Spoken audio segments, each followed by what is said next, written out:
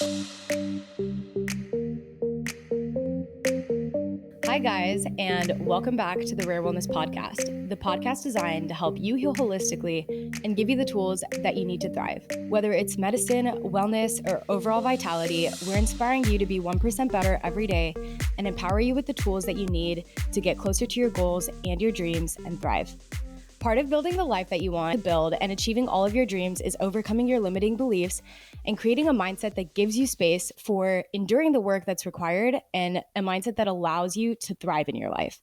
We all grow up having crazy dreams and hopefully audacious goals, especially as kids. But somehow, as we grow up, many of us stop pushing our limits and believing in what's possible. Maybe because of comments that you receive that you'll never be good enough or that your dreams are impossible. And then you stop dreaming and you start developing limiting beliefs that prevent you from creating the life that you want. To get past that and build the life that we want, we have to start tackling them one by one, doing hard things, sticking to it when the going gets tough, and finding ways to push through when our minds and our bodies want to give up.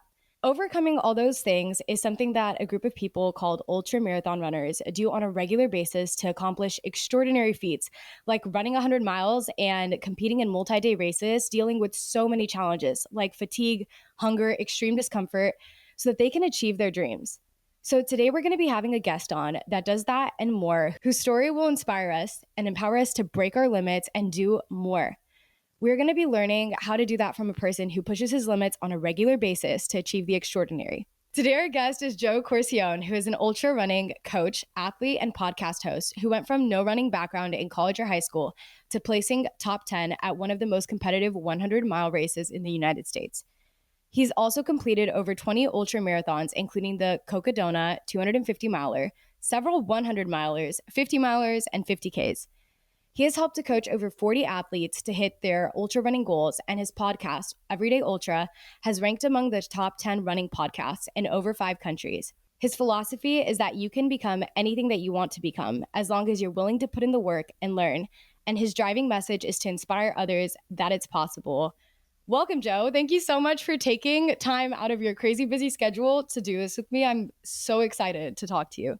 Oh, well, thank you so much for having me, Natalia. And I will say, like, your intro, just talking about all the things with belief and dealing with the negative voice inside of our heads, and even going from, having that childhood, fantasies and just like big thinking and chasing the dreams, and how that can get twisted and corroded through like all of like conditioning and negative programming along the way. Like, that is, I think, the crux of the thing that you said it best is, what drives a lot of people, not just to do ultra marathons, but to do hard things. And I think like it is one of those things, whether, I know obviously, we're talking a lot here about ultra marathoning, but like I see that in life. It's like, if you want to start a business, if you want to, get that loving relationship, if you want to, be financially free, like if you want to run an ultra, whatever you want to do, like it really starts with tackling those beliefs. So like, I just love everything you said about that beginning. And I think that's, when people ask me like why I do what I do, like that is the whole why. And obviously, we can go into that, but I just wanted to say like how much you were so on the head with that intro. Oh my, thank you. I've always loved, like, I've been fascinated by the concept of like dreaming. And I just feel like that's something that like as adults, we lose so easily. Like you talk to people and so many people are just afraid to even vocalize like what those things that they want to achieve in life are. Because I mean, I get it. Like we all face with it. You go to do something, you fall on your face, and it's like, it takes resilience. Like, and it's hard to build that. It's hard to get back up, especially like life is hard enough as it is. And if you don't have that supportive community and that team that's like helping you do that, which is why I love podcasts like this, because hearing someone else's story and like seeing someone else overcome their journeys and their challenges is like just the best like motivator for like, I can do that too. So yeah, so I'm just so excited to chat today. I feel like there's so much we can get into. Okay, before we even start, for people listening who maybe aren't very familiar with ultra running in general, explain to us like what qualifies as an ultra marathon and what does that look like? Yeah, it's such a good question. And I think, I think a lot of times when people think about like running to the distance, even when I was growing up, like I thought like the pinnacle of the distance was the marathon, right? We all know about the marathon. I think everybody knows about it nowadays. Like it's like 26.2 miles. Like, and for years, like I thought like that was the pinnacle. And I know a lot of people like to the day, like think like that's like the farthest you can kind of run. But It's all anything that's possible. Exactly. Yeah, exactly. It's all that's possible. Now, ultramarathon is anything that is over 26.2 miles. Wow. Now, usually the standard distance that usually is the first kind of next level up is a 50K, which sounds pretty big, but really, I mean, it is only like what, 5 or 6 miles more. It's Hmm. 31 miles. So it's still not that much, but ultra marathons can go anywhere from 50K to 50 miler to 100K, which is 62 miles, to 100 miles, and even 200 plus miles nowadays, and even a 300 miler, which I'm actually doing next year. So, like, Oh my God. basically, ultra marathon is anything over 26.2, but it's usually a lot bigger than 26.2. Most of these events also happen on trails. So they mostly happen like in the woods, in the backcountry, like usually in like remote places. There are some ultra marathons that are on road and, in the city and things like that, but most of them take place on trails all across. And, it's interesting because over the past like few years, like there's just kind of been this explosion in ultra running that it's just gotten more and more and more popular. And it's so interesting because like now when I first started, like I would tell people that I would do this and people would be like, oh my God, like, are you going to die? And like, now I'm getting more people who like, be like, oh, like, have you done like Leadville or like they're naming like races? And I'm like, whoa, like this is Like, how like, do you know about this this? is Like so years ago. interesting. Yeah. Okay. So talking about the like that concept you said, like you're gonna die. Was your when you, okay, we're gonna talk about how you started to do this. Yeah. But before, like, and even now, did you get a lot of like pushback from people of like that's not healthy for you, or Oh, like yeah. you're gonna die, or like did you really get a lot of those comments when you started? And did anyone in your family, like, were you surrounded by runners? Did you know anyone who did an ultra? Like how did you start? Yeah, and I'll tell you, to this day, I still get people who message me and like will talk to me and be like, "That's not healthy. You like your knees are going to be bad." Which, by the way, there are actually studies that do show that running actually is good for your knees. So I won't dive into that, but I have that in my back pocket in case anyone says like my knees are going He's to be ready. He's shot. ready for this I'm, argument. I'm ready. Yeah, like I've heard that comment way too many times. But anyways, all that being said, like when I grew up, I mean, I was not surrounded by runners or anything like that. And I played like no sports growing up. And even like the friends that I hung out with, I mean, growing up, I was like the video game kid. Like my idea of a good time was like going through school, going home, and then like playing like video games for like hours and hours on it, I and like would no never guess sports. that.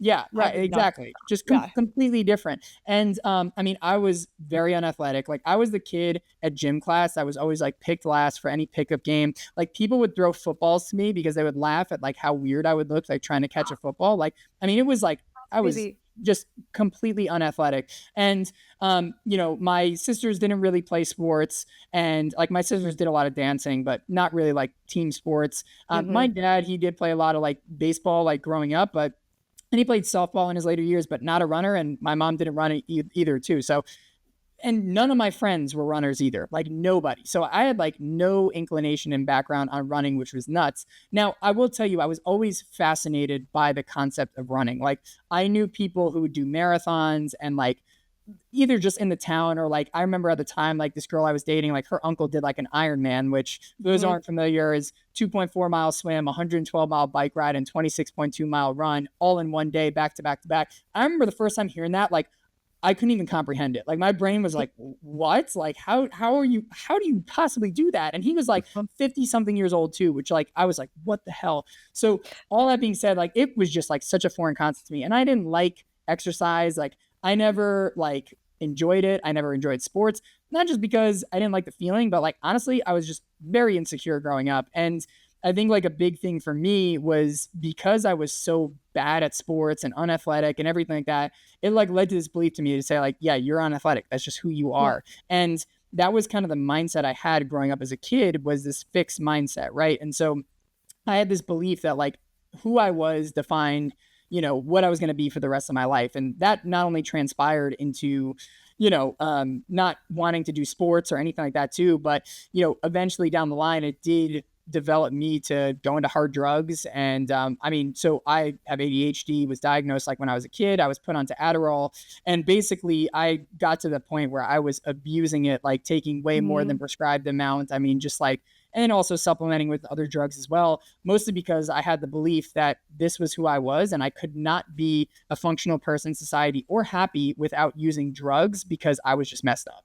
And that led me in college to essentially just dive into that a lot deeper. I went to a big party school at Penn State. And so I was in a fraternity. So it's just easy to keep fueling that thing. And the more that I used, the more that I drank, the more that I started to go down the line of like drugs and stuff. Like I thought I was like, yeah, like this is what I have to do to live a good life.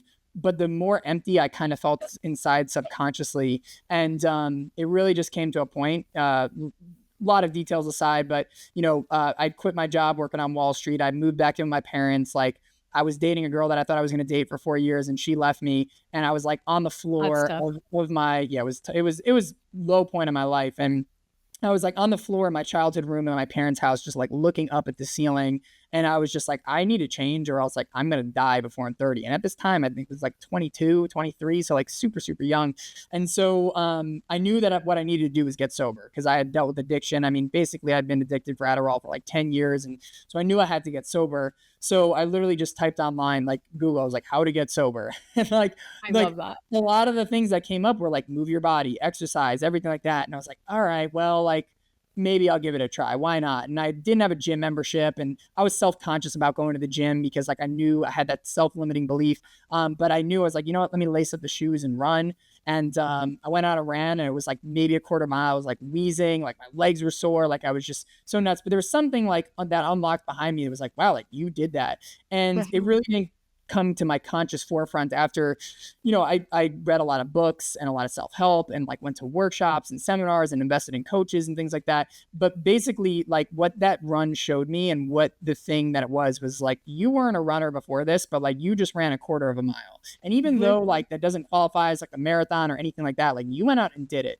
And there was something freeing about that. Even though it was hard, I showed myself that I did it, and I showed myself that I can become something. So once I developed this belief, like through, running a little further every day, I realized that you can become anything you want to as long as you're willing to put in the work and learn. And that's when I made the shift from a fixed mindset to a growth mindset, right? The fixed mindset, like I said before, is who you are today is what you think you're fixed, and you cannot change that for the rest of your life. You're not athletic. You're not charismatic. You're not smart. You're not an entrepreneur. Like if you're born that way, that's how you're going to be.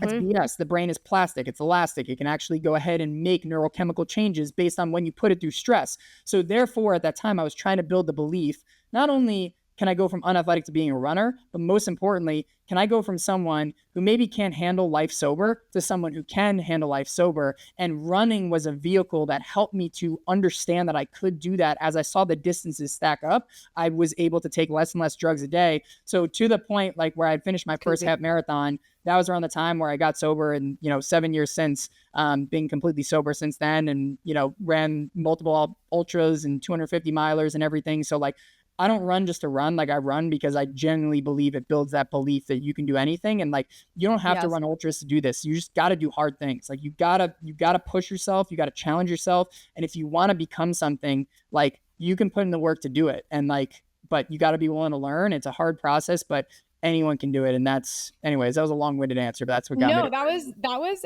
fantastic. I feel like there were so many, like, there's so much to talk about even within that. But one of the first things that comes to mind is like movement is so healing. Like movement is medicine. That's like one of my favorite phrases. And it's crazy to see like firsthand how that literally was like the best treatment plan that you can go on is like movement. And second, coming back to like talking about that first half a mile or quarter of a mile that you did where you were like wheezing or whatever, like something that's so beautiful about it is like, you don't have to be the fastest one. You don't have to necessarily compete against someone else's time, obviously, like unless you're a pro athlete who's trying to do that, but like it's you against you every single day. And like to be a runner, you just have to lace up your shoes, get out there and do it. And like, that is such an empowering, like you were saying earlier, like the impact of what, like, obviously the physical benefits that it has. Our bodies were designed to run it. Like look at our ancestors, right? That was their main form of transportation, was their own bodies. But beyond the physical benefits and the health benefits and the heart benefits, it's like that mindset shift, like you talked about, is just so powerful. Yeah. Today's episode is sponsored by Rare Planet Health Supplements. I am such a firm believer in making sure that our body gets the nutrition that it needs for optimal physical performance, brain performance, and overall mood and vitality in life. Rare Planet Health has several different supplements that I have been integrating into my routine and that I highly recommend. But the one that I really want to talk about today is Rise.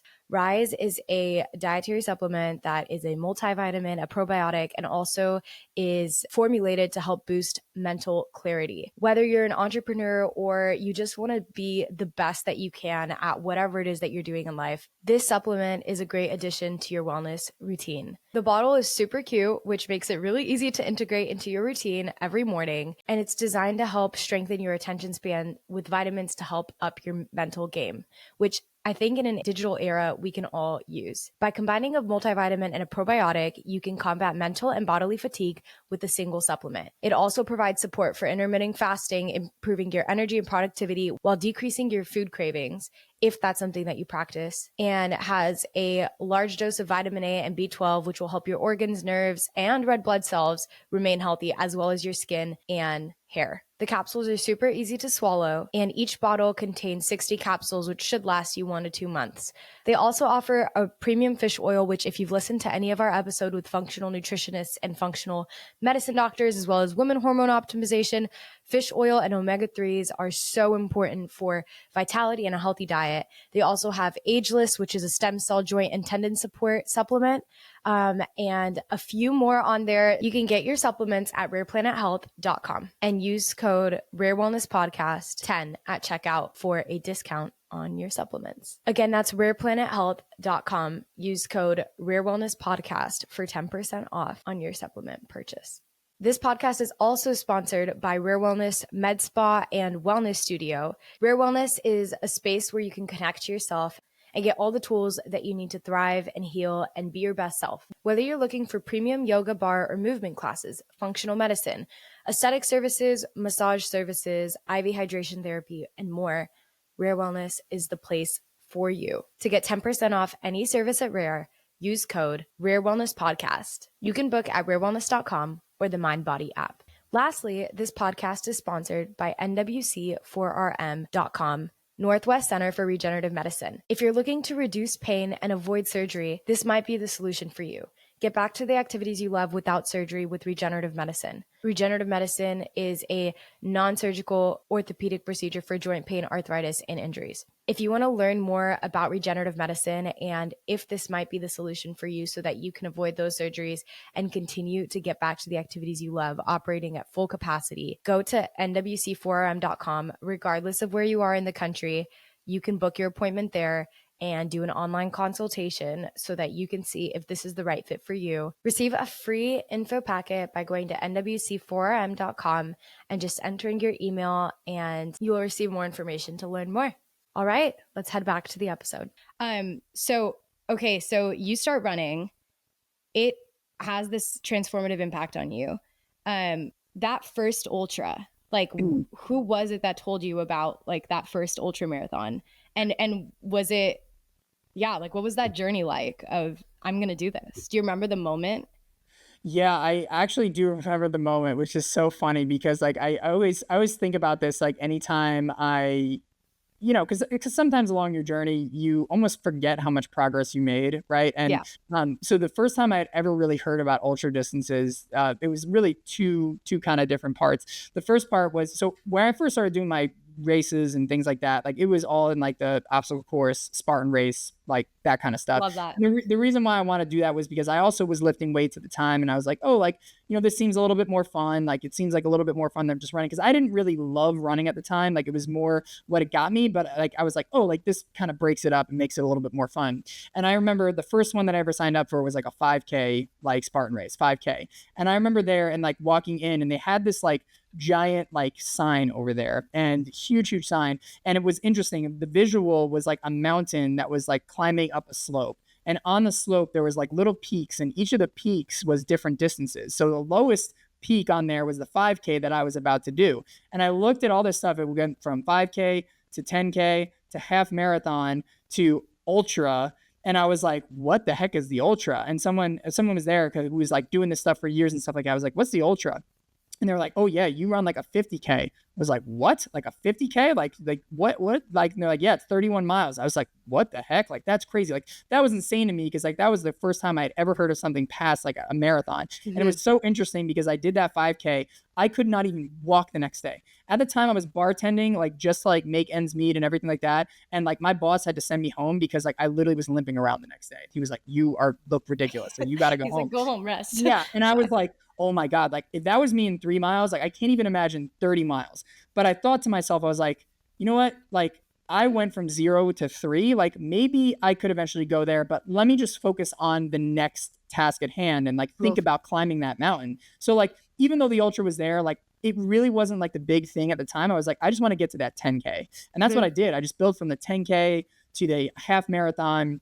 And then I was like, okay, now I'm ready for this ultra. And so me and my cousin and one of my best friends, and we did the 10K together. Like we had said, we're gonna do this ultra together, and it was all of our first ultras, and like we were super excited. And like during that process, like I wanted to like get into the mindset of like what it means to be an ultra marathon. And that's when I read this book called Born to Run, which is like a very popular book that like in the ultra marathon community, but it talked about like these 100-mile races and these 135-mile races in like 120-degree heat. And I was like, oh my God, like I'm just scratching the surface. I'm getting chills right now. And I thought to myself, I was like, maybe is this my future? Like, is this what I can do? And that started to plant the seed and just kind of build it in. So like it's like this whole world was just unlocked for me. Unlocked. And yeah, and then so that first ultra was the Spartan Ultra in Hawaii in August. And it was a 50K, and it was that was brutal, let me tell you. Well, first of all, going from, I feel like for so many people, like going back to limiting beliefs, people listening, like so often will sit there and be like, well, I could never run a 50K. Like those people are just built differently than me. And I feel like it's like so encouraging to know, like, you had a day one, like you had a day when you were like struggling too. And it's just like, I feel like on so many levels, what you mentioned about tackling each like small step at a time applies so much to like every area of life. Like maybe someone listening right now is wondering like, okay, I have this huge vision for my life that maybe I've given up on, or maybe I just didn't know is possible. Maybe because nobody else around me has like showed me the way, has showed me the path. But it's like, take that like one spoonful at a time. Like I love that you said that. And it sounds like from when you read that book and you started embracing yourself in that community, like sometimes seeing someone else do it Mm. was so inspiring. Do you remember some of like the key people that, some of the key people that on your journey, like helped you shift your mindset? Was it, you mentioned that book, like, was there more? Yeah, I mean, there's two kind of like big pivotal figures that kind of like played a role in my life. Like one more on like the mindset kind of thing, and then one on like the specific running kind of side of things. So on the mindset specific thing, as I mentioned before, like when I was running, I was like, reading a lot of books and everything. Like the person, and this is also a really good tip, by the way, because I think Tell sometimes me. people Yeah. hear like having like mentors and like people in their life. I say like in the age of information, you can have any mentor that you want. Like literally any mentor. Like if you like, really like want to build like a music career and like you like aspire to be Beyonce, like I think Beyonce has like a book or like whatever. Like you can listen to interviews, like you can get indirectly mentored by these people. So Mm-hmm. at the time, like for me, and again, like I was kind of a piece of crap, like for lack of better words. Like I didn't really know too many people, and I kind of had deaded a lot of the relationships. So for me, like the first book that I picked up was Unlimited Power by Tony Robbins, and like that he was. And listen, there's some people who like him, some people hate him, but at the time, like what really resonated with me, I picked up that book just off of a whim. And he starts the book talking about how he grew up and he was overweight, he was poor, he was abused as a kid, like he was so depressed, he had blown all of his money. And then he like also makes like like within like a paragraph talks about how he's like in a helicopter driving to like a seminar with his wife that he loves, seeing like a line of cars like on the freeway, like going to see him out there, and he's like living his dream. And in my head I was like, holy crap, like how did that guy go from that to that? For that. And like whether or not that's true or not, like whatever, I'm not saying he's like a liar or anything, but like, because some people will be like, you can write anything. Totally. But regardless, like the story like rang true to me, and I was like, whoa, like this Mm-hmm. guy had a way worse background than I have right now, and like he became him. So it's like Mm-hmm. how there may be a possibility with running. And I know this is someone who also has a lot of like, like, some people But love him, that's some people hate him. everyone. I feel like Yeah, everyone everyone. Yeah, I guess you has, could say that about yeah. everyone. But it's kind of almost like a classic cliche thing in ultra running, but I did read David Goggins' book, Can't Hurt Me. For those who aren't familiar, David Goggins, he's a Navy SEAL. Like he's gone through like Navy SEAL Hell Week, Air Force Ranger training, and like I'm trying to think like pararescue Air Force training. Like I think which not a lot of people have done like all three, and he's like done all three. But that's not the most amazing thing. Like he's also run 100 miles. He's run like tons of ultras. But the thing that makes it extraordinary is he came from a background 300 pounds. He lived in an abusive household. He was super poor. He was 300 pounds twice. He lost all the weight and then got it back and then lost it again and became this person. And like I read that and I was like, if this guy can become that, like holy crap, I can become anything.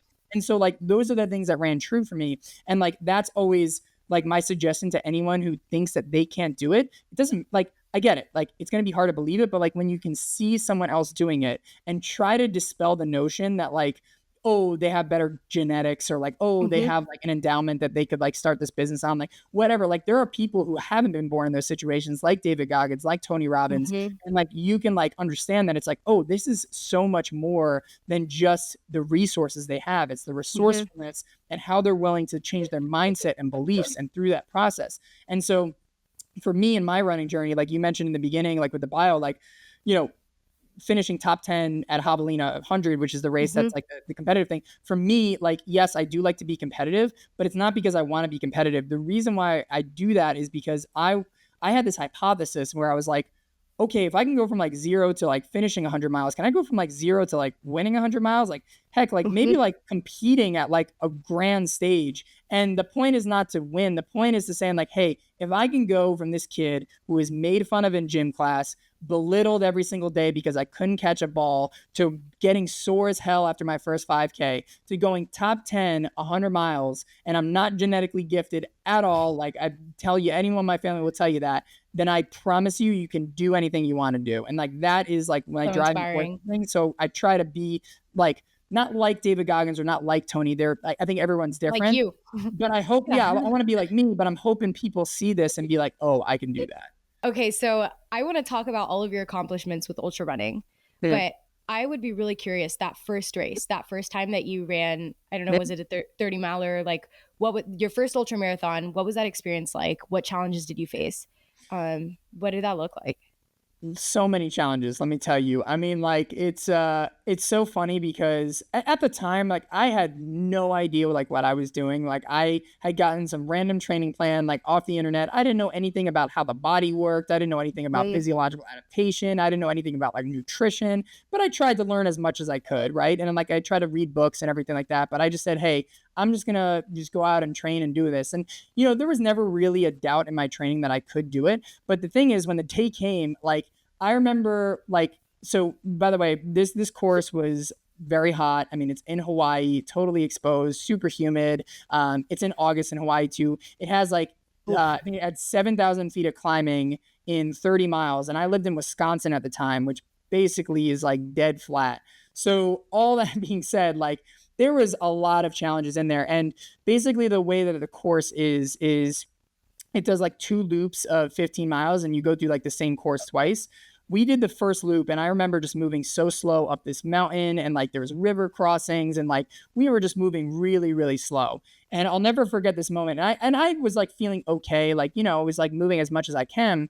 But we get to this one obstacle that's over there, and I just said like, hey man, like, are we gonna be like good with like the time limits? And he's like, oh yeah, like you guys are gonna be totally good. And I was like, oh sweet. And he's like, you guys are on your second loop, right? And I was like, no, like we're on loop 1. And he's like, oh, well, then you better hurry. And I was like, what do you mean? He's like, I'm just telling you, you got to keep going. And so at that point we were like, whoa, like it was just kind of a shock out of nowhere. And we literally get to like the next cutoff point, like 15 minutes before like they start cutting people off. And I remember getting to that moment and being in there, going to the next obstacle, thinking in my head, I was like, oh my God, like I told all these people that I was going to do this. Like I like trained so much for this. And like, here it is, like I'm literally 10 minutes away from this thing just being completely over and big failure and everything like that too. And I remember I was with my cousin and my friend, and like, we were all getting emotional, like just kind of being like, oh my gosh, like we can't even believe it was there. But I told myself just like one thing in the moment, because at the time, like I had this voice in my head that was coming in and saying like, you can't get the cutoff. You can't move fast. You move so slow in that first thing. How are you going to move even faster with 15 miles later down the road? Like all that stuff's impossible. And at the time I had this voice that was just going, going, going, going. And then something in my head just changed. And number one, I realized, I said, you know what? Like, this voice that's in my head, that's not me. Like, that Yeah. is my brain trying to keep me safe. That is my negative beliefs trying to creep in right now and trying to get me lesser to the point that I am right now. And so number one, what I did was I detached myself from the negative voice in my head, which for anyone listening, if you ever have those negative thoughts or anything, that's not you. And the reason why I know that's not you, because let me ask even you, Nathalia, and everyone listening too, like, have you had the thought that you're not good enough? Have you had the thought that you 100%. can't do it? Have you had the thought that like you can't accomplish the thing you're doing? Have you had those thoughts before? Right. All the time. Like Right.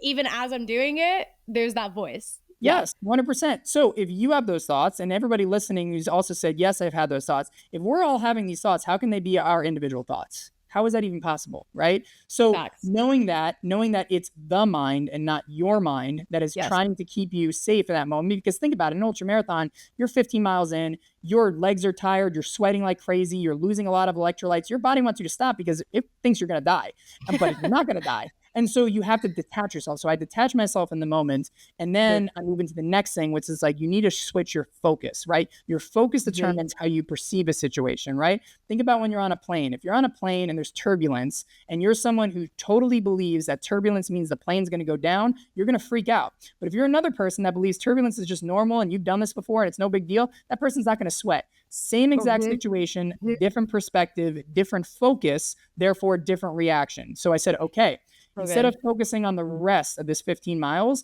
all I need to do is just make it to that next aid station. And that's it. And I asked myself one question, like, because in my head, it was like, you can't do this. I changed that to the question of, well, let's see if I can do this. And that difference, right? Because a lot of people say, like, I can do this. But the problem is you put a lot of pressure on yourself there. You're like, oh, like there's a lot of pressure here. But if you open it up and saying like, well, let's see what happens, then your brain's like, okay, let's see what happens. And you open with this curiosity and this things like that. And I found that we got to the aid station. 10 minutes left to go. Boom, great. Got to the next aid station. And oh, great. Now we're making up time, 15 minutes. We got to go up this big climb. And maybe we knocked off a little bit, 5 minutes on the next aid station. We'll go ahead on 10. And as we kept going and going and going, I got stronger because I showed myself in those moments, even as my legs got sore, even if I had this blister that was the size of $50 on my toe, that was just the most extreme pain. I had chafing in my inner thighs that like was just unbelievably painful. I can't even describe it to this day. And all that being said, even though I was getting more beat up, I was getting stronger because I was showing myself that I could be stronger in those moments. And 11 hours in, pitch black at night, I'm there with my cousin and my friend, and we crossed that finish line. And I was like, we did that. And let me tell you, like 6 hours ago, we thought we couldn't do it, but dang it, here we are. And that like moment to me is like, even though it was like my slowest ultra, even though it was just like, you know, we barely made it, like you did it. Yeah. Well, and I love what you're saying. Like, I had a coach that used to tell me wins like beget wins, like small wins create bigger wins. And like you said, like setting, that's such a good strategy of like setting attainable goals of like, I just need to make it to the next aid station is a lot less overwhelming that I need to run like 20 more miles. On top of that, I'm soaking. I feel like I'm gonna like be re-listening to this so many times and like writing down notes and being like, but like your mindset really does manifest your reality. And so much of like, okay, maybe in like ultra running or in endurance sports, like your mind can endure so much more than like your body can endure more than your mind thinks it can. And so like so much of it is like mental. I am by no means a consistent runner, but I've done races here and there throughout growing up. And I love like stretching my mind and like doing hard things, and endurance sports was one of those things for me. And so I remember my first, I had signed up for a marathon, like two years in, I had signed up for a marathon like 2 years in a row, had paid for it and hadn't done it just because like I wasn't training enough to do it. And both years I wasted my money, threw it away. The third year, same thing happened, but I was like, you know what? This time, like I'm clearly there's a part of me that's like afraid of doing this. So I was like, I'm just going to do it. Did not have enough training, but I remember going out there and just realizing like I was like testing my own hypothesis of like, if I tell my mind that I can do it, even though my body is clearly not prepared for this race, like, can I make it? And that was like double what I had run. And I think the max I had run was like 14 miles before that race, and not even like remotely in the time span. So I genuinely probably should not have put I don't know, you as a coach are probably, you tell me. I think people should train for their races. I just didn't.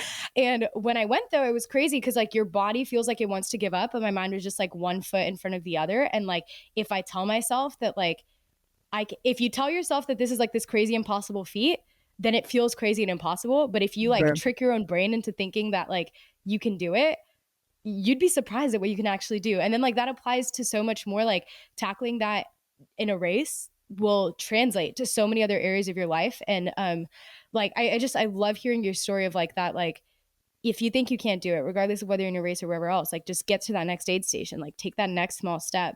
Today's episode is sponsored by Rare Planet Health Supplements. I am such a firm believer in making sure that our body gets the nutrition that it needs for optimal physical performance, brain performance, and overall mood and vitality in life. Rare Planet Health has several different supplements that I have been integrating into my routine and that I highly recommend. But the one that I really want to talk about today is Rise. Rise is a dietary supplement that is a multivitamin, a probiotic, and also is formulated to help boost mental clarity. Whether you're an entrepreneur or you just want to be the best that you can at whatever it is that you're doing in life, this supplement is a great addition to your wellness routine. The bottle is super cute, which makes it really easy to integrate into your routine every morning, and it's designed to help strengthen your attention span with vitamins to help up your mental game, which I think in a digital era, we can all use. By combining a multivitamin and a probiotic, you can combat mental and bodily fatigue with a single supplement. It also provides support for intermittent fasting, improving your energy and productivity while decreasing your food cravings, if that's something that you practice, and has a large dose of vitamin A and B12, which will help your organs, nerves, and red blood cells remain healthy, as well as your skin and hair. The capsules are super easy to swallow, and each bottle contains 60 capsules, which should last you 1 to 2 months. They also offer a premium fish oil, which if you've listened to any of our episode with functional nutritionists and functional medicine doctors, as well as women hormone optimization, fish oil and omega-3s are so important for vitality and a healthy diet. They also have Ageless, which is a stem cell joint and tendon support supplement, and a few more on there. You can get your supplements at rareplanethealth.com and use code RareWellnessPodcast10 at checkout for a discount on your supplements. Again, that's rareplanethealth.com. Use code RareWellnessPodcast for 10% off on your supplement purchase. This podcast is also sponsored by Rare Wellness Med Spa and Wellness Studio. Rare Wellness is a space where you can connect to yourself and get all the tools that you need to thrive and heal and be your best self. Whether you're looking for premium yoga, bar, or movement classes, functional medicine, aesthetic services, massage services, IV hydration therapy, and more, Rare Wellness is the place for you. To get 10% off any service at Rare, use code RareWellnessPodcast. You can book at rarewellness.com or the MindBody app. Lastly, this podcast is sponsored by NWC4RM.com, Northwest Center for Regenerative Medicine. If you're looking to reduce pain and avoid surgery, this might be the solution for you. Get back to the activities you love without surgery with regenerative medicine. Regenerative medicine is a non-surgical orthopedic procedure for joint pain, arthritis, and injuries. If you want to learn more about regenerative medicine and if this might be the solution for you so that you can avoid those surgeries and continue to get back to the activities you love operating at full capacity, go to nwc4rm.com. Regardless of where you are in the country, you can book your appointment there and do an online consultation so that you can see if this is the right fit for you. Receive a free info packet by going to nwc4rm.com and just entering your email, and you will receive more information to learn more. All right, let's head back to the episode. Obviously, you're an expert in this, but I wanted to ask a little bit about that. Have you seen, like, I want to talk about the mental game and component of this. Feel free to take this question wherever you want to take it, but what is, like, when you train with athletes, because you've run all of these races, and I want to ask you about some of the other ones. You also train a lot of other people how to do this too. So what is that, like, mental training look like? Is there, like, when people are training for ultras, like, are you just doing physical training, or, like, what is it, like a holistic plan? Like, what does all of it look like, and what are the things that you help coach your athletes through? Yeah, and I wanted to say, like, kudos to you for, like, the marathon out there too, because you nailed it on the head. I mean, it's such a good example of, like, the mind is so much powerful than the body, right? Yes, of course. I was hurting after. Right, exactly. And I was like, I'm never do that again. But yeah, yeah. without training, not without, yeah.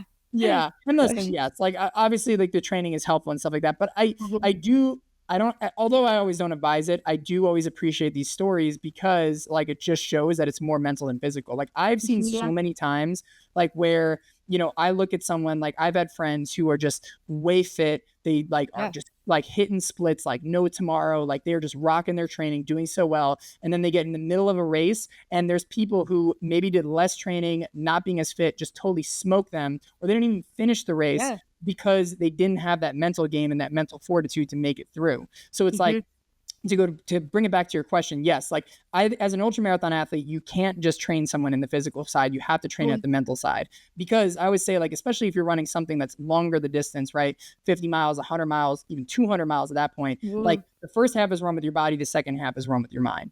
And Yes. so, because listen, there is zero chance that anyone's coming out of those 50 miles. It can be possible, but like 100 miles and above, your legs are going to be sore like at some point. And like it's up to you in those moments to really understand like how you're going to push through it. Not only do your legs get sore, I mean, like your legs get sore after all those miles, but here's the thing too: the longer the distances, the more time you have, and when there's more time, there's more things that are inevitably going to go wrong. So I think the thing that people also don't think about ultras is there's so many unexpected things, right? Maybe you get this blister you never had before. Maybe your stomach gets a little upset. Like maybe the terrain at that day was just like a crazy rainstorm and you hadn't prepared for any of that stuff because it was the first time they had rain in years, right? Like all this stuff happened in these ultra marathons, and like that screws people up too, because it's like you're hurting and then all of a sudden like you have this plan and it goes like completely sideways, and it's like, how do you pivot in those moments? So there's usually like the thing that I always like to do to train athletes mentally is first and foremost is like get them really tapped into like the reason why they're doing this. And we hear this a lot, like know your why, know like this thing too. But I'm telling you this, like in those moments that are just so painful, if you have a reason to keep going, you'll get it. I'll tell you an example, even from the most recent race that I did. So I did a race called Uray 100. It's one of the hardest 100 milers in the US. It's got 42,000 feet of elevation gain. You're never below 8,000 feet of altitude. Like there's lightning storms. Like, I mean, it's just like, it is a crazy race. And we're at mile 60. I'm at mile 60. And I see this guy and I start talking with him. And I said, hey, like, like, why are you doing this race? I always love to hear like why people are doing this race. And he tells me, he's like, like, I just thought it was cool. Like, I thought it was cool. I thought it would be fun. Like, I'm out here. I was like, oh, okay. Like, interesting. Like, that's awesome, man. Like, great. And then down the trail, I meet another guy and I ask him the same question. I said, like, hey, like, why are you doing this? He goes, like, my daughter, she has special needs. She struggles every day. She's always in pain. She's always just doubting herself of what she can do. But she always looks at me and says, Daddy, because you do these races, I know I can keep going every day. And I was like, whoa. Now, which guy you think finished the race and which guy you think didn't finish the race? I think it's pretty obvious on there. And so in the end of the day, right, even just hearing like me talk about that, I even get emotional just hearing that. And you can only imagine what's going through that guy's head when he thinks about that, right? So you got to find a reason that's bigger than the pain to keep you going forward. Because if your why is stronger than the hurt that you're going through in the moment, then you can overcome anything. So anytime I'm working with an athlete, I always say, like, what's the reason why you're doing this? What's that why? What's that deep thing? Not just because it's cool, not just because it's fun, not just because you want to push yourself. Like, what is the thing that actually gets you going? Because in the moment, right? Quote from Viktor Frankl, dude who went through a concentration camp and literally saw his whole family die and everything like that. He made it through the whole thing, he claims because of his mindset, but he says, he who has a strong why can bear anyhow. And I think that thing runs so true in ultramarathon. So the first thing is getting clear on that person's why and really just digging deep and asking questions onto that as well. Secondly, it's like, how do we put them in situations that are hard in their training, especially the things that scare the crap out of them to get there. So if I'm working with an athlete, I had a call with an athlete today and I said, hey, they're racing their first 100 miler. And I said, what are the things that really scare you about this? And they go, well, like, I'm just really scared about just being out there for a long time. And I don't know, like, I don't know how my mind and body's going to feel. Great. I'm also scared about running in the night. I'm like, okay, great. So what we're going to do is we're going to put you on this long run that's going to be for 5 hours long. It's probably going to be it's the longest that they've ever ran time on feet. And we're going to do it in the nighttime as well. So you conquer the two things at once. So the whole goal there is that they go through that. It's going to be hard. It's going to be scary. They're going to be terrified. But when they get through that at the end, they realize, oh, I've done this thing. Like, oh my gosh, like I can actually do it. Because a lot of the reason why confidence exists confidence is not just something you can get by just shouting affirmations in the mirror. It's not 100%. looking in the mirror and be like, I can do this. I'm amazing. I can run an ultra. No, because what happens is your brain goes, BS, you can't do it. And then you don't follow through. Confidence is built by doing the actions to be who you are in that person. It's like, how do I create those experiences in their training so they can have real confidence so that when they say, I can do this, they have the evidence to back it up to say that they can do it and push through. And so it's trying to like build those things. It's not just like hyping them up and just like giving them like these mantras and stuff. It's like, I want to show you can do it. You got to like, prove it to yourself. Yeah, 100%. Yeah. Well, and not to to interrupt you really quickly like not to interrupt you as I'm interrupting. I think the component that comes to mind when you're talking about this as well is, okay, and if you do fail, which will inevitably happen at some point, like seeing that like you face your biggest fear or like your worst case scenario happens and you're still okay afterwards and you can try again, like to me is like a huge component of it. It's like confidence is not that I'll never fail or yeah, it's not knowing that I'll never fail, but it's knowing that even if I do, I can find a way to get back up and do it again. And like what's the worst, like a lot of times when I'm thinking about overcoming my own fears, I'm like, what's my biggest fear with my business? What's my biggest fear in my personal life? Or like, I think to take this in another route that's like very applicable for everyone listening, it's like, okay, like if your biggest fear is like heartbreak, like in a relationship, like that might prevent you from like trying, right? But at the end of the day, it's like realizing that even if the worst thing happens, like you can pick yourself up and like you'll be okay again. Like even if the worst happens and you have an injury, like you can pick yourself up and like find a way to heal. Like it's building that resilience that only comes through failure. That yeah, no, I was just thinking about that while you were talking. I'm sorry for interrupting. Keep going. But yeah. No, it's a great point, like you mentioned too, because that's the thing too. Like sometimes I do have athletes go out on these things and then they do maybe not get there, right? Like they say, like I ran for 4 hours and I couldn't make it to 5 because my mind just quit out. And I'm like, great, that's awesome. And they're like, yeah, that's awesome. I'm like, awesome. Now we know we have this piece of information that we can do to get better on. So when you do go to the race, you can go better.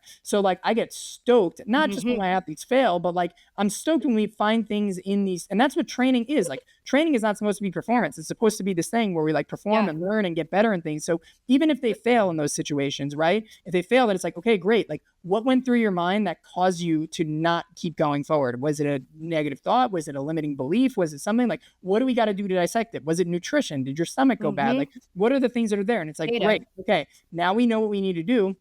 And guess what? Now we have like 6 weeks until this race. Let's try it again on the next week and see what happens after that. And we fine tune it. And hey, maybe it doesn't work again. Well, then we can find out on the next one as well. It's keep trying to iterate those things because the goal isn't to nail it like on the bat. If you can, great, awesome. You got that building block, but can you at least get something that's going to move you forward? Like there's no such thing as losses. There's only lessons. And so it's either you win or you learn. And like, that's it. And I think that's just a beautiful thing of the process. And I'll tell you this, like, you know, I've been doing this for years and years and years. I ran over 20 races. Like I've had experiences, but every single time I run a race, I always learn something new. I always do. And that's like the beauty of the journey of life in general is like, you always learn something. And like, I think when you get to the point, like, and you understand that, like, not only does like you get better just from learning those things, but failure becomes less painful because you get excited about it. And like the equation that I always like kind of like think about all the time, not just in ultramarathons of life, but it's pain plus reflection equals progress. So good. And so like when you have the pain and you can reflect on it, that's going to give you progress. See, the problem is people face pain and they don't reflect on it. They just say, well, today wasn't my day, or the cards were stacked against me, or, hey, like, I just can't do it.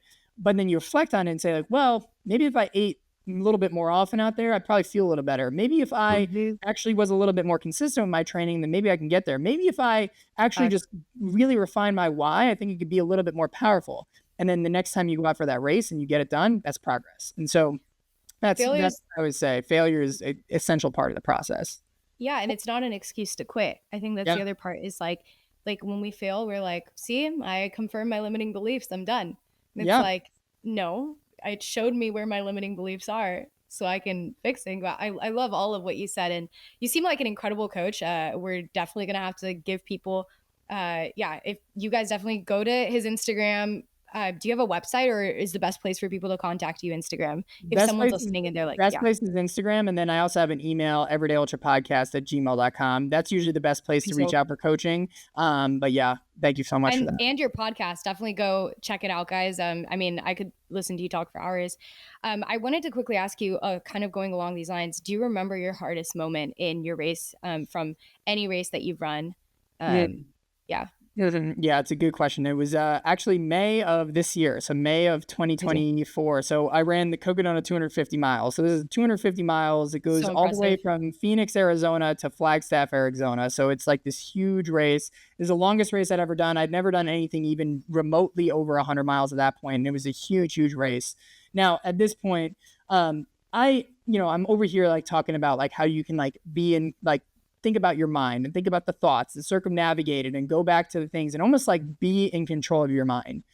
The hardest part for me in any single race was at this race, it was mile 180, mind you, like 180 out of 250. So I still got like, 70 miles to go or something like that. Right. So casual. still a long way to go. And at this point, like, by the way, like, I mean, I slept 3 hours the entire time. And at this point, I'd slept about an hour, maybe less. And so at this point, I'm sleep deprived. And how many hours into the race is this? Like, oh gosh, this is like, this was let's see, we've gone through night 1, night 2. This is going into the third night. So yeah, I mean, I finished it in 86 hours, so that would probably be like, I don't know, 50-ish hours or so, like 50-ish hours. I mean, like it's deep in there. Yeah, this is the third night being out there. And I just remember like my mind was all over the place. Like 1 second I would be incredibly like upset and like crying, and then 1 second I'd be really angry, and then 1 second I'd be like happy, and then 1 second I'd be just neutral, and then 1 second I would be like completely just anxious. Like my brain was all over the place. Now, yes, of course, like you ran 180 miles and you're sleep deprived, and like all of a sudden you start thinking about like, yeah, exactly, cold. Like it is hard. And I remember it was a very scary moment for me because honestly, that was like before I got sober, I truly believed that I wasn't in control of my mind. And like, that was a very disempowering kind of place to be, right? When you believe you don't have control of your mind, like, it's like, that's a really crazy thing. And that was the first time since I had gotten off of drugs where like, I literally thought that I wasn't in control of my mind at that point. Yeah. And it shocked me. And I was like, and I was trying to do all these techniques and things and but my mind wouldn't turn off. Like it would still, I mean, you're 180 miles into a race, like multiple days. Like I can imagine that wears you down. Yeah, exactly. Yeah. It's just there. And that's when I made the realization. I was like, wait a second, I'm this far in the race. I'm trying to get this stuff to go away. Ooh, maybe it doesn't go away. Like maybe it just sucks and that's okay. But that doesn't mean I have to stop. And that's when I made the realization that, hey, it's going to suck. It's going to feel hard. You don't have to feel good. You don't have to quiet that negative voice. You don't have to be peachy keen and put a smile on your face, but you just got to keep going. And once I stopped trying to push away the pain and I just accepted it and just said, here it is today. But at the same time, I'm not going to use this as an excuse to have me slow down or not even enjoy the moment or anything like that. I know I can do this. And I will tell you this, every step from that until the end was painful. I was sleep deprived. It was hard, but I felt a lot more confident in myself because I knew I could be okay not being okay. And that was honestly one of the biggest things because I had thought that you had to be very positive and I thought you had to like quash those negative thoughts. And I thought you always had to have a smile on your face, like be successful at these things. But it's like, it's not the person who feels good. It's the person who can feel like crap and accept it and not try and fight it away and still move forward in that moment. And let me tell you, like, I mean, even just on a personal level, like my father, like unexpectedly at a young age, like passed like in November of last year. He was my best friend, like literally happened like out of nowhere. I talked to him 2 days before. Thank you. Appreciate it. And, honestly, that lesson helps me because listen, some days are hard. You look at the thing that reminds you of him and things like that too. And it's really, really hard. But I know that I can keep moving and it's okay to not be okay. And I tried to get away from that, like in ultras and try to like focus it around feeling good, but it's not trying to focus around feeling good. It's trying to focus on managing and getting by, even if you don't feel as good. There is so much gold in everything that you just said. Thank you. Do you by chance follow the Hermosis and like Oh, listen to their, yeah. Oh my gosh. I'm because a huge Alex Ramosi fan. Oh yeah. I am as well, and I feel like what I mean, I'm hearing so much of like what they preach a lot, like in even what you're saying in your mindset of like it's not about feeling good, like or I feel like so often we put things in the categories and like labels of like it's good to feel this way and it's bad to feel this way, and it's Yeah. like what if it's just like not every feeling we feel is true, and it's like you can feel like shit and you can keep going, Mhm. like that is just so powerful. And like you said, it's first of all, it's not realistic, it's not even healthy, and it's not useful to constantly try to like lie yourself out of a state that you're in, because life is hard, and like these like things that happen are real, and it's not about evading them, but it's realizing that it doesn't have to hold that power over you. And anyway, there's so much gold. If you're listening, rewind rewind 2 minutes and re-listen to that. But no, that's incredible. So you've talked so much about like having a why and how important that is, and then talked some about mindset and like your hardest moment. But at this point, you've accomplished more than most people can have accomplished in their lives, and like that is no joke. Running a 250-mile race is like superhuman status. So at this point, what's your why? Like why do you keep going? Why do you keep doing it? It's like you've proved to yourself that you can do it. What's your why now? Yeah, and I appreciate all the kind words too. And my biggest why is like I always think back to that version that I was before all of this, right? Like you said, like, Yeah. and I appreciate the kind words, but all the time that people look at like all the things I've accomplished now, finishing 200-mile race, like all this stuff, right? Like you see all this stuff as well. But the thing that like I always remember is like the kid who didn't do all that stuff. Like the kid, like I mentioned before, who was picked on all the time, who like didn't have an athletic bone in his body, but most importantly, who didn't believe in himself. I think about Mhm. that kid inside of me all the time that, never really gave himself a chance and thought life was hopeless and had to go towards drugs to feel any sort of type of fleeting happiness in his life because he thought that was the only answer. I think about that often. And I think about how so many people, there are unfortunately people out there who feel that very, very same way, not just kids, but people, right? Who feel that Yeah. very, very same way. And I remember the thing that helped me the most was, to be honest, like picking up these books and reading and seeing people do it. I truly believe if I did not pick up those books, if I did not see the people that were doing it, if I did not like expose myself to that, I don't think I would have ever actually taken the steps that I needed to do to get to where I need to be. And I think about that in those moments, like when I'm in a really hard place. I'll even tell you this, like there was the past race that I just talked about, the URA 100. I did it like a few weeks ago, and super hard race. I thought it was even harder than the 250 miler, and I was at mile 60.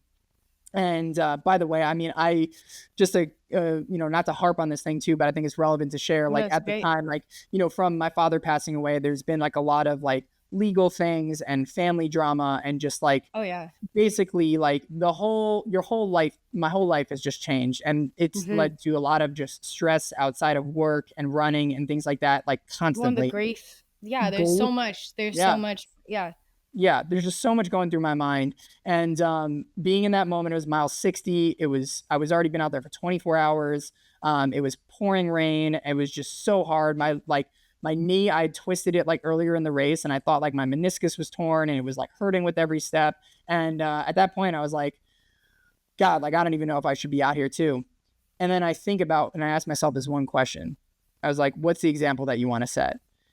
And that question, I asked that question, not what's the example I want to set for myself, what's the example I want to have for the people who I know who are tracking me on this race, for the people who Hmm. I know are going to see this story, for the people who I know who maybe aren't in the best place and they follow me on Instagram and see it. I mean, like, it's so amazing, like, and special. And this is something that I always tell people when they're posting content. Like, even if you get no likes or no comments or anything like that, I guarantee you there's someone watching that and Someone's you have watching. no idea. You have no idea, but you're watching that. Like, and I'm sure you get this the same way. You have people reach out and they're like, I've been following you for years. And you're like, what the hell? Like, I had Yeah. no freaking idea. You'd Yeah. like, you You haven't never even know who liked you're anything. impacting.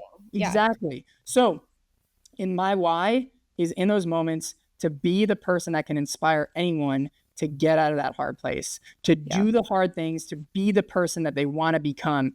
And wherever they are now, whether that's they want to become a runner and they haven't run a mile yet, whether that's they want to start a business, but they've never left corporate America, whether they Mhm. want to, be a loving like father or wife, and maybe they have a divorce or anything like that, right? It's like you Mhm. can learn to be whoever the heck you want to be as long as you're willing to push through it and do the work to get there. And in those moments, I always ask myself, what example you want to set? And that's the one. And I will tell you, I've never dropped from a race. I've never like given up out of a race too. And I'm not just saying that to be like, yo, yeah, look at me, like I'm awesome, because it might happen one day. Like I will Totally. pull out of a race if like my life's in danger or if like I'm a serious injury, like I will. But Yeah. like I will tell you, like I've never like done it because I've given up. And I don't think that's anything for me. I just think like that reason, It's a like for decision me, you've made. like Yeah. if anyone tells me that, like in any situation, like I will never take the easy road, because like I know that why is way deeper, and I know the impact of maybe even like knowing that I can at least change one person's life through that measly decision that I make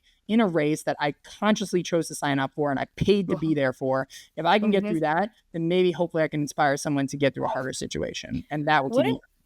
what an empowering like mentality too, because like I think what sometimes we don't think about is the alternative of believing that we're victims to life and that everything happens to us. Like yeah, maybe it's comforting because our brains aren't wired to help us progress and move forward. Our brains are wired to keep us comfortable.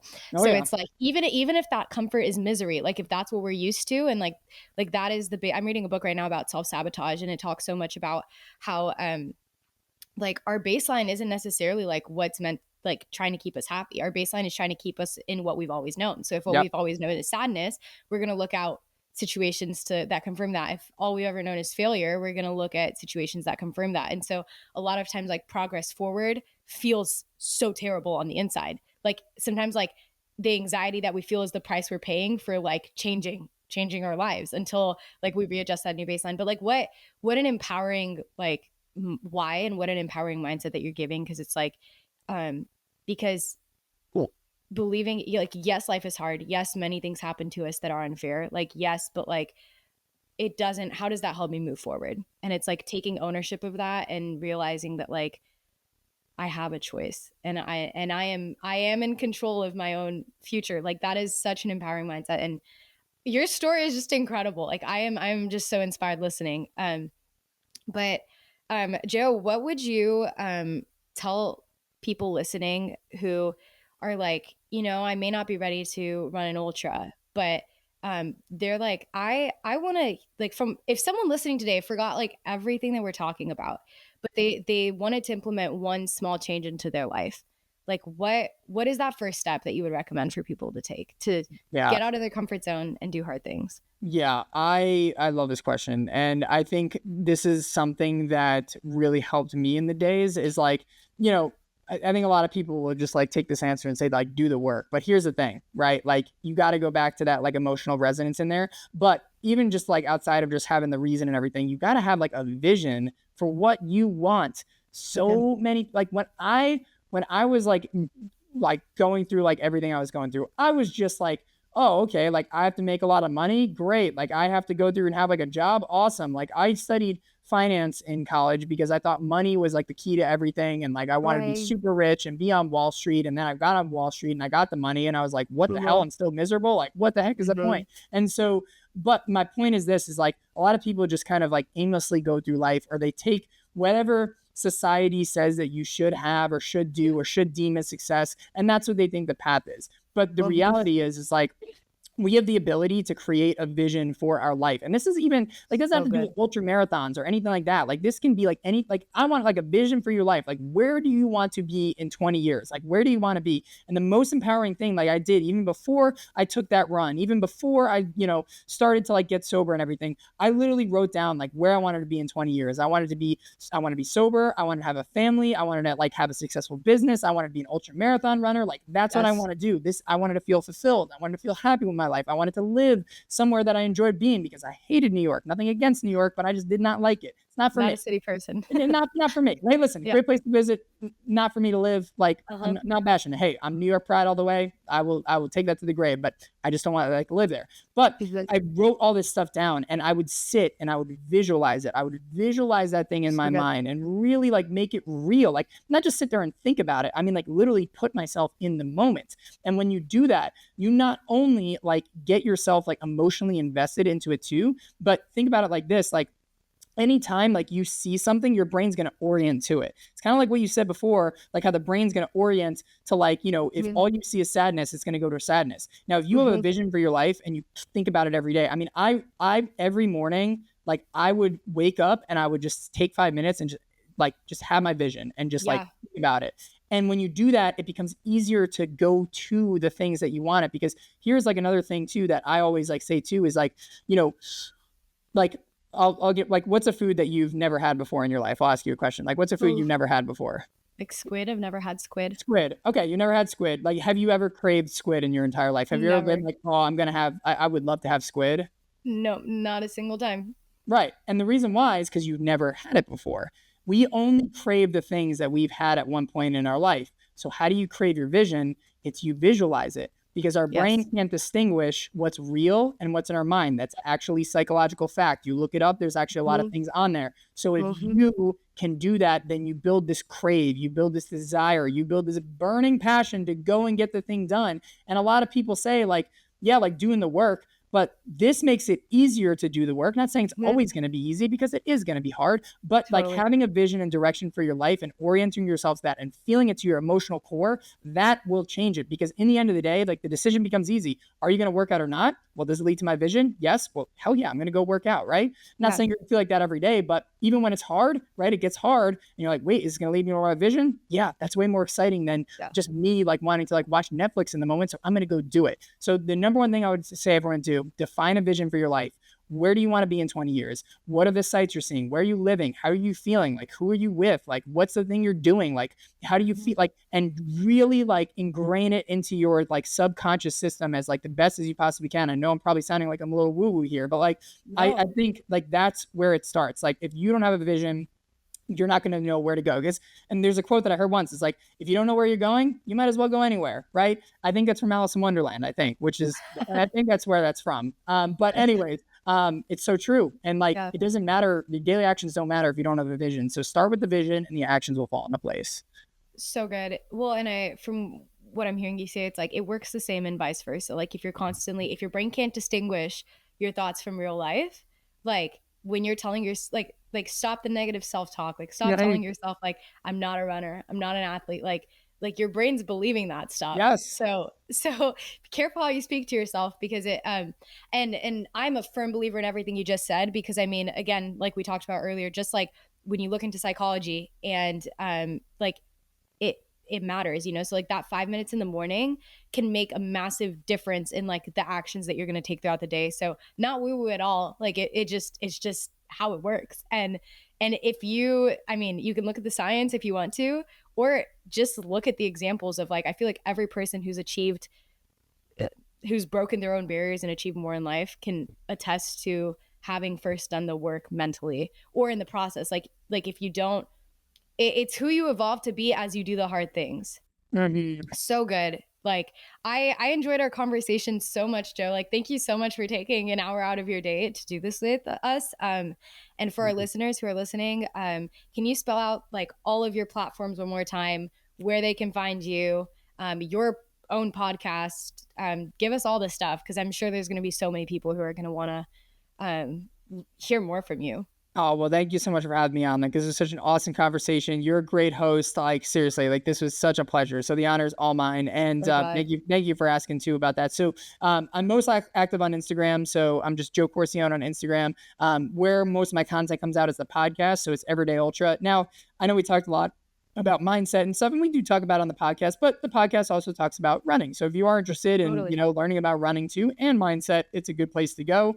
We have episodes every week, and it's just one of my favorite pastimes for sure. So if you ever want to listen to me ramble a little bit more about running stuff, that's where you can find me there. And if you listen to this and you're like, dang, I want to do an ultra, which like, I mean, you should listen, like, I think it's so funny, and whether or not this is kosher or not, but I think like a lot of people like talk about like getting healing and like vision quests from like mushrooms and taking that stuff. I'm like, hey, like you might as well just run an ultra because like You'll start seeing things. yeah, you will. I mean, I've seen like my share of plenty weird things out there. But you do go through this spiritual journey. So anyways, if you are interested and you're looking for someone to help, you can either work with me or my amazing coaches on my team. And you can just email everydayultrapodcast@gmail.com.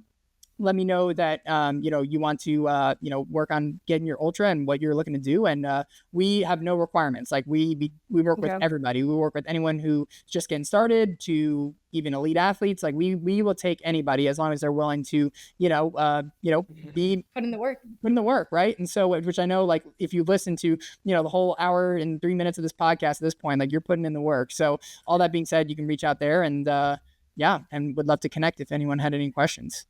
I know. I feel like there's so much like there's so many different facets to this. I mean, we didn't even talk about training, nutrition, like most of this was just mindset. But I have so many. I feel like I could talk to you for hours. I have like so many questions, and I'm sure like you have so many experiences probably just within these races that I'd be so curious about. But if you guys are listening to this podcast and you have questions that you want to hear us ask experts of whoever in their field, whether it's a doctor or a person or a field of exercise or field of wellness, be sure to DM us at Rare Wellness Podcast. And it would mean the world to us if you left us a review and you share this with a friend. That's all that we ask so that we can continue to provide you with free, valuable knowledge from the experts of well-being. And we'll see you guys next Friday on the podcast. Thank you guys so much for listening. And don't forget to send in your questions. Bye.